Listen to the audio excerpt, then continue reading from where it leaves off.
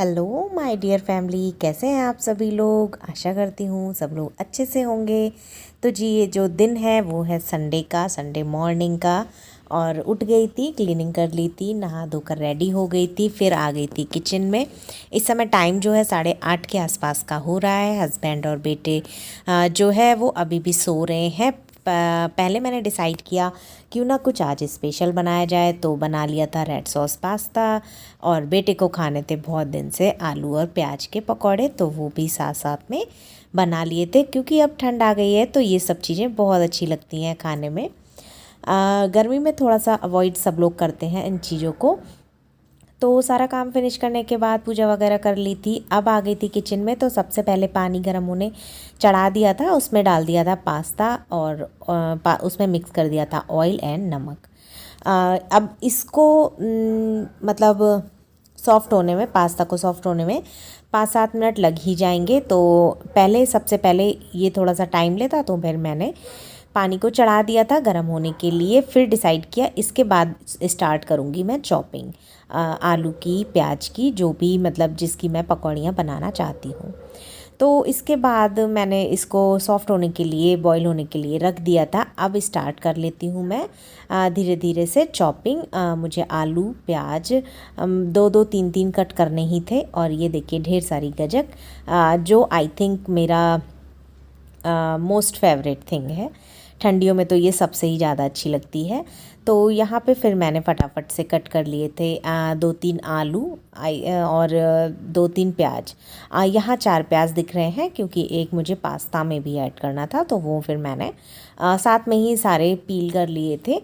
अब मैं एक बड़ा सा कटोरा लूँगी। अच्छा, मैं जो पकौड़ियाँ बनाती हूँ उसमें बहुत लाइट बेसन रखती हूँ, मतलब मम्मी शुरू से ऐसे ही बनाती थी। कुछ लोग बेसन इतना रखते हैं कि उसमें डिप करके बनाते हैं, बट मेरी रेसिपी थोड़ी सी डिफरेंट है। जो कि आप आई थिंक बाज़ार वगैरह में, मेले वगैरह में आप कह सकते हो, पकौड़ियाँ मिलती हैं, तो वो जो हम खाते हैं उनमें बहुत नाम के लिए बेसन ऊपर लगा हुआ होता है। मुझे उसी तरीके से पसंद है, तो फिर मैं उसी तरीके से बनाती हूँ। प्याज को बहुत ज़्यादा बारीक नहीं कट करूँगी, और आलू को भी मतलब बारीक कट करूँगी, बहुत ज़्यादा नहीं। लेकिन इधर मेरा पास्ता गल करके रेडी हो गया था, तो फिर मैंने इसको बास्केट में निकाल लिया था। अब इसमें ठंडा तो नहीं बोलूँगी, मतलब जो इस टाइम पे रूम टेम्परेचर हो रहा है उस टेम्परेचर का पानी मैंने इसमें ऐड कर दिया, ताकि इसका कुकिंग प्रोसेस जो है वो बंद हो जाए। अच्छा, रेड सॉस पास्ता का जो रेसिपी है वो मैं पहले भी कई बार, आई थिंक 2 बार पीछे व्लॉग्स में शेयर कर चुकी हूँ, तो आप चाहें तो वहाँ चेकआउट कर सकते हैं। और यहाँ मैंने देखिए ये छोटे छोटे पीसेस में आलू को कट कर लिया है, और प्याज को मैं पहले ही कट कर चुकी हूँ। इनको मैं आपस में मिक्स कर दूँगी एक ही बॉल में, ऐसा नहीं है कि मैं अलग अलग रखूँगी, मिक्स करके बन जाएंगी और अच्छी भी लगती हैं, मतलब अलग अलग मेहनत नहीं करनी पड़ती है। अब इसमें मैं ऐड कर लेती हूँ थोड़ी सी हल्दी, अजवाइन डाइजेशन के लिए बहुत अच्छी होती है, क्योंकि ये डीप फ्राई होते हैं पकौड़े, इसलिए हल्की सी हींग अगेन फॉर डाइजेशन। और ये रहा अपना घर का बना हुआ गरम मसाला।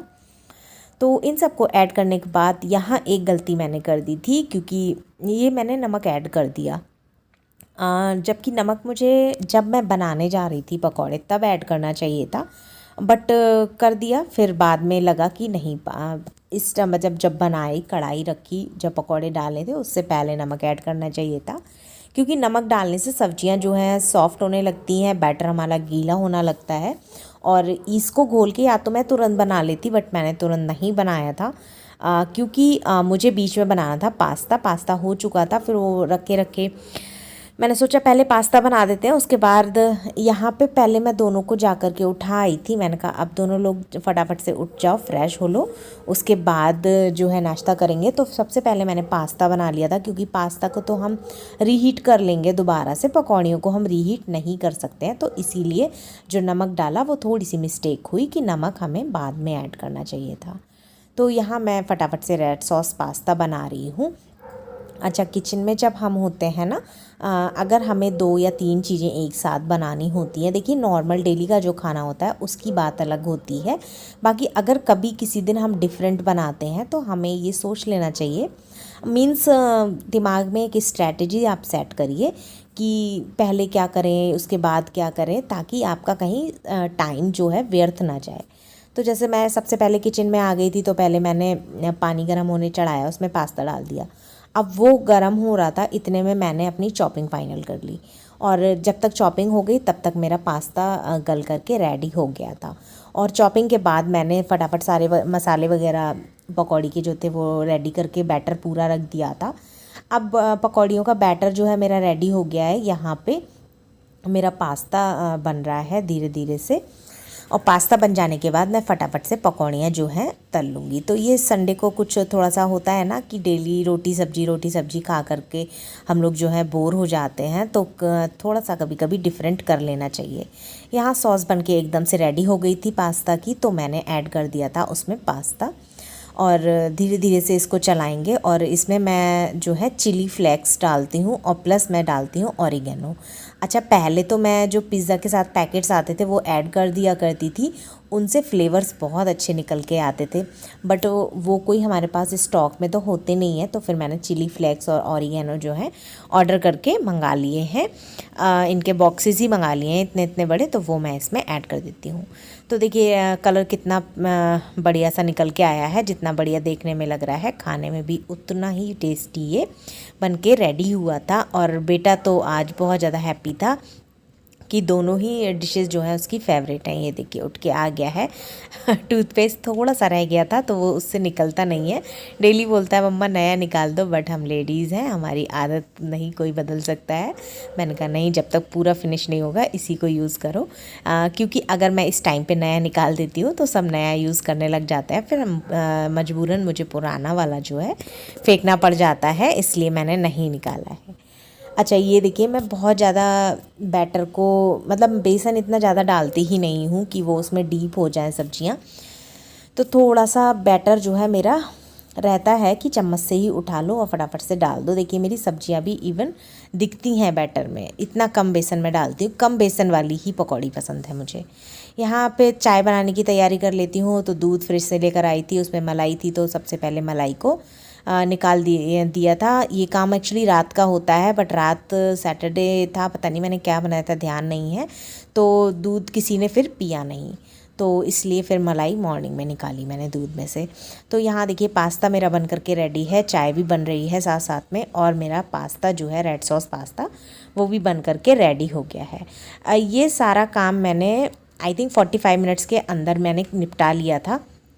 मैंने आपको बताया था जब किचन में एंटर हुई थी तो करीब 8:30 बज रहा था, और 8:30 के बाद ये देखिए दोनों कलरफुल चीज़ें मेरी बन करके रेडी हो गई हैं। तो अभी हस्बैंड जो है वॉशरूम में है, तो मैं सबसे पहले ये चीज़ें, बेटे को मैंने बोला आप नाश्ता करने बैठो, मैं और पापा बाद में कर लेंगे। तो यहाँ वही वो कह रहा है मम्मा थैंक यू, बहुत अच्छा बना है, और प्लीज़ ऐसे डेली बना देकर। मैंने कहा ना बेटा ऐसे नहीं बोलते हैं, डेली तो नहीं बना पाऊँगी, क्योंकि देखो लंच भी बनाना होता है मॉर्निंग में। अब आ गई हैं ठंडियाँ, तो 10-15-20 मिनट हम उठने में भी लेट हो जाते हैं। इसकी जो टॉय कार है वो ख़राब हो गई थी।